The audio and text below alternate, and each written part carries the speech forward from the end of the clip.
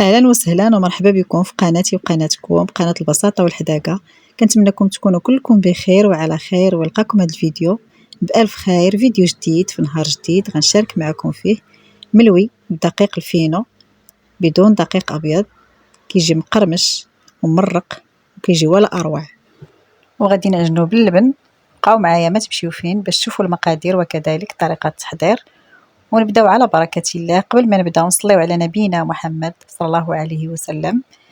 هنا خديت واحد الاناء، خذوا قصريه اناء اللي توفر عندكم ولا فاش كتعجنوا ولا العجانه. درت مع واحد زلافه ديال دقيق الفينو ولا السميد الناعم عند بعض الدول، وغنضيف تما كاس ديال اللبن كي شفتوا معايا، وغنضيف شويه ديال الملح، تبقى على حسب الذوق.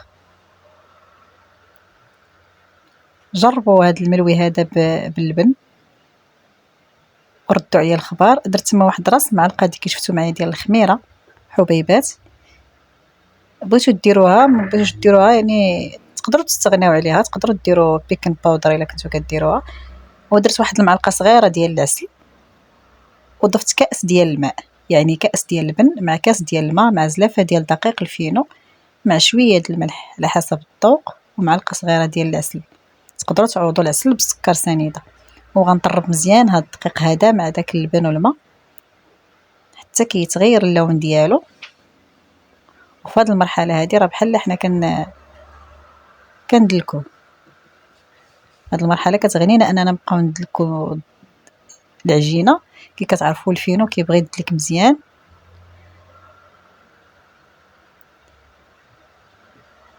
هنا غنزيد الزلافه الثانيه بالتدريج وانا كنجمع، يعني كنبقى نزيد دقيق الفينو حتى كتجمع ليا العجين، ما تكونش جاريه وما تكونش قاصحه.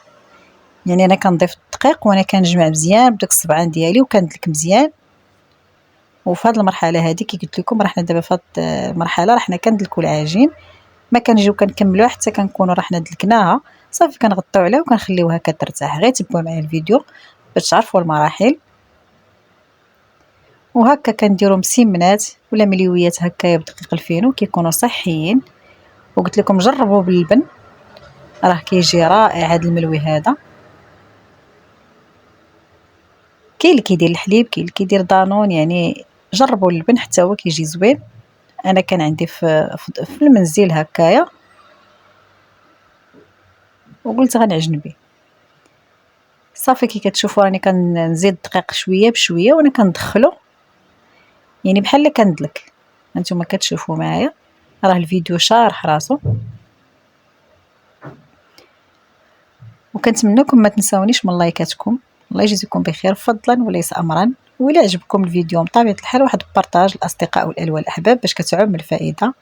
واللي شاف القناه اول مره يضغط على زر الاشتراك باش يوصلك كل ما هو جديد. ومرحبا بكم. وكنقول الناس الجداد اللي انضموا للقناه مرحبا والف مرحبا. شكرا لكم، شكرا للثقه اللي وضعتوا في القناه. والناس اللي معايا من الاول القناه راها بكم غاده. صافي هنا ملي كنشوفوا العجين اكتفات من الدقيق كي كتشوفوا راني كندخل الدقيق وفي نفس الوقت كنقلب العجين. كي قلت لكم ما تخليوهاش جاريه وما تقصحوهاش، حيت واخا تخليوها شويه مطلوقه من بعد كيتشرب هذا الدقيق الفينو كي كتعرفوا راه كيتشرب. يعني تكون خفيفه ولكن تكون ما كتلصقش بزاف في اليدين. وكي قلت لكم في هذه المرحله هذه راه حنا بحال كندلكوها. صافي هنا غنحطها في سطح العمل. غنحاول ما امكن نعطيها واحد هكا شي شويه ديال الدليك غير باش داك الدقيق كيدخل مع بعضياته. وكي شفتوا راني باقا كنزيد في الدقيق، شفتها باقا جاريه. يعني تقريبا غنكون درت هنايا شي 2 اونص ديال الدقيق في المجموع كامل ديال الدقيق الفينو اللي درت. يعني الزلافه الاولى اللي درنا وزلافه ونص، يعني كنت كنضيفها بالتدريج. صافي هنا غنرجعها لداك الاناء وغندهنو بشويه ديال الزيت وغنغطي عليها بواحد البلاستيكه ونخليها كترتاح.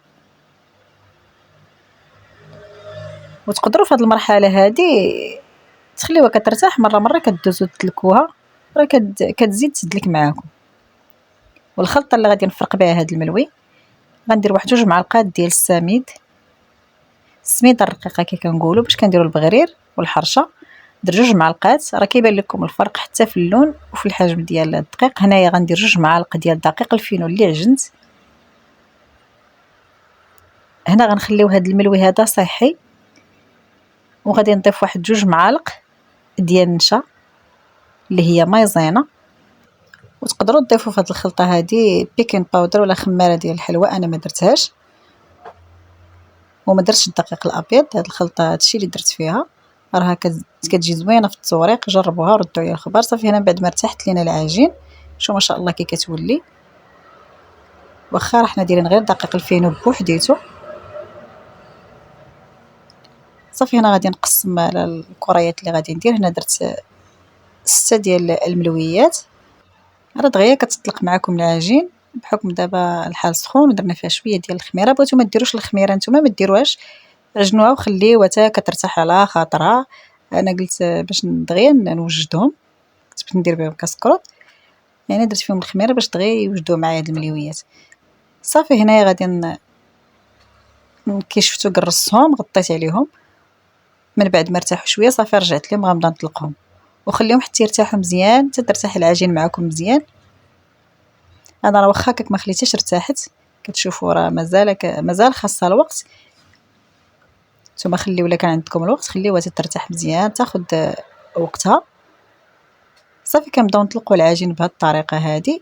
كندير ديك الزبده والزيت كي شفتوا، وكندير ديك الخلطه. من بعد كنجيب الطرف الاول كندير عليه الطرف الثاني وكنبدا نلوي.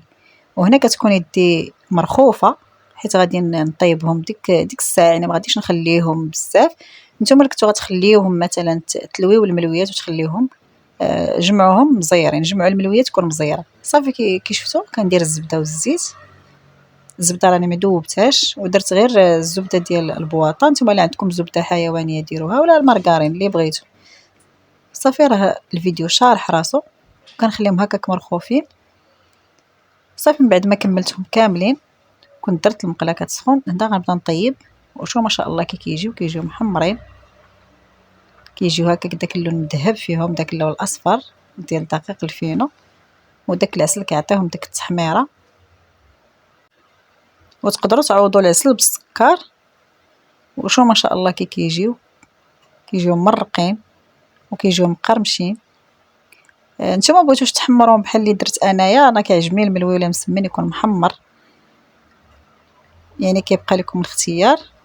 وشو ما شاء الله كيجيو راه كيجيو ولا اروع، وغير بدقيق الفينو. وداك اللبن كيعطيهم واحد المذاق رائع وكيعطيهم ديك الهشاشه. واللي وصل معايا حتى لهنا كنقول لك شكرا للتتبع. تنساونيش من لايكاتكم، الله يجزيكم بخير، والى اللقاء، الى فيديو قادم ان شاء الله. خليتكم على خير.